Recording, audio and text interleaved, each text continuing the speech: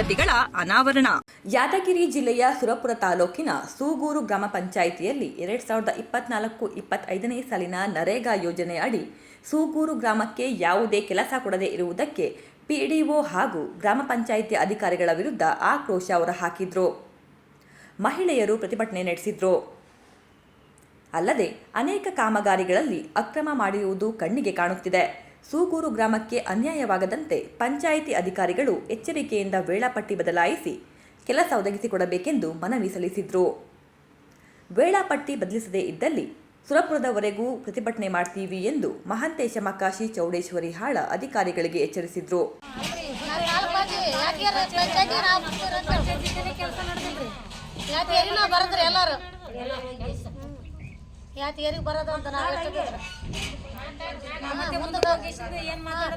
ಎಲ್ಲಿ ಪಂಚಾಯತಿ ಕೀಲಿ ಹಾಕಿ ಕೇಸಿಂದ ಮತ್ತೆ ಮುಂದಕ್ಕೆ ಹೋಗಾರ ನಾವು ಯಾತಿಗಿರಿಗೆಲ್ಲ ಸುರ್ಪುರ್ಕನ ಓದ್ತೀವಿ.